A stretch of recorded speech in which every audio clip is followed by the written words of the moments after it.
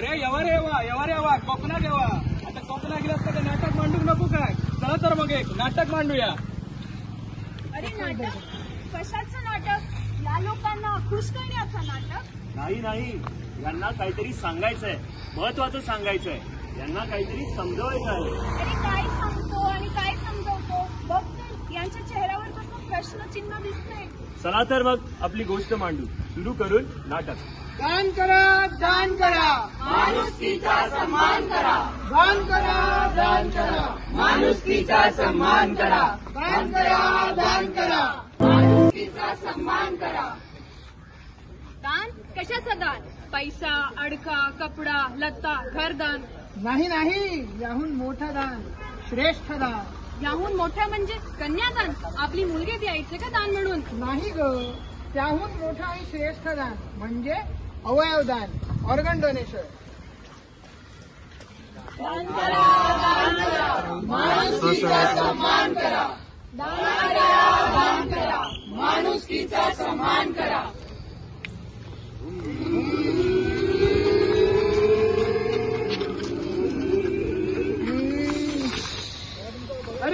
अरे माझ्या भावाचा ऍक्सिडेंट झाला. डॉक्टर बघा, वाचवा याला.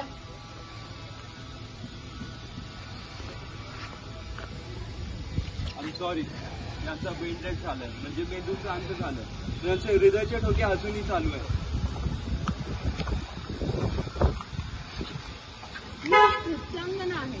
नृत्य हेच माझं जीवन आहे. पण माझ्या कलेसाठी माझं शरीर स्वस्थ असणं गरजेचं नाही. डॉक्टर म्हणतात माझं हृदय कमकुवत आहे. कोणी मला हृदय देईल का? मी ऐकलंय पावसाळ्यात कोकण खूप सुंदर दिसतं. मला पण हे सुंदर कोकण पाहायचंय, पण मी आंधळ आहे. मला कोणी डोळे देईल का? माझ्या आईच्या दोन्ही किडन्या फेल झाल्या. कोणी माझ्या आईला किडनी दान करून माझ्या डोक्यावरचं ते मायेचं छत्र वाचवू शकेल का? माझा भाऊ एक नोंदणीकृत अवयवदाता होता. तो त्याचे डोळे, हृदय आणि किडनी देव यांचे आयुष्य बदलू शकणार नाही का?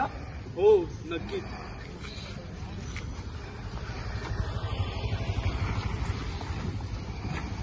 बोललो तर खरे की कोणी हृदय द्या, डोळे द्या, किडनी द्या, पण हे सगळं इतकं सोपं आहे का? अवयवदान ऐकायलाच किती विचित्र वाटतं. कसं शक्य आहे? आता मला हे सांगा, आपण या गोष्टीवर विचार करत बसायचं की अवयव प्रत्यारोपण मध्ये मेडिकल सायन्सने जी प्रगती केली आहे त्याचा फायदा घ्यायचा. पुन्हा एकाला नवीन आयुष्य मिळतं, नवं जीवन मिळतं, त्याला मोल नाही. प्रश्न आणि फक्त प्रश्न. काय करायचं आणि काय नाही, देईल का कोणी उत्तर? गैरसमज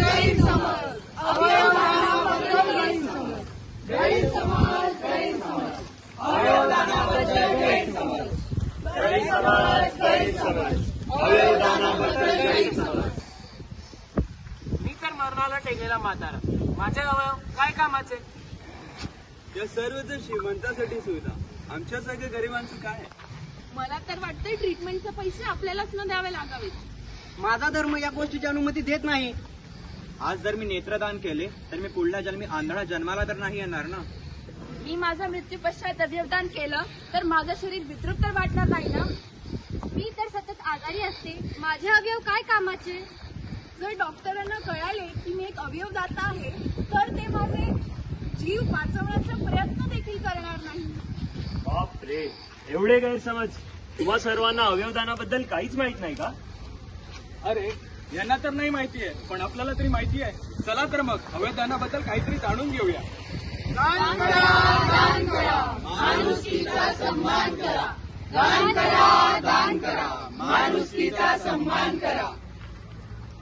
अवयवदान ही काही भीतीदायक गोष्ट नाही की ज्याला आपण घाबरावे. आणि कोणत्याही वयोगटाचा व्यक्ती अवयवदान करू शकतो. ब्रेन डेटच्या 24 ते 48 तासात प्रत्यारोपण केले गेलेच पाहिजे. अवयव प्रत्यारोपण यशस्वी होण्याचा दर 80 ते 90% आहे. एका अवयवदानाने 8 जणांचे जीव वाचू शकते, तर तब्बल 50 लोकांचे आयुष्य बदलू शकते. आणि लिव्हर, लंग, किडनी, डोळे, त्वचा या सर्व अवयवांचे प्रत्यारोपण होऊ शकते.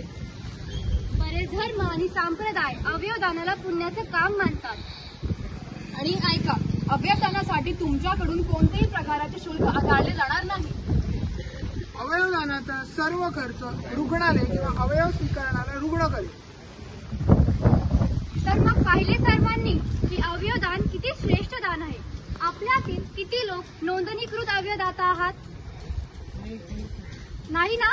चला तर मग आपला उजवा हात हृदयावर ठेवून शपथ घेऊया. सर्वांनी माझ्या मागे म्हणा. मी प्रतिज्ञा करते की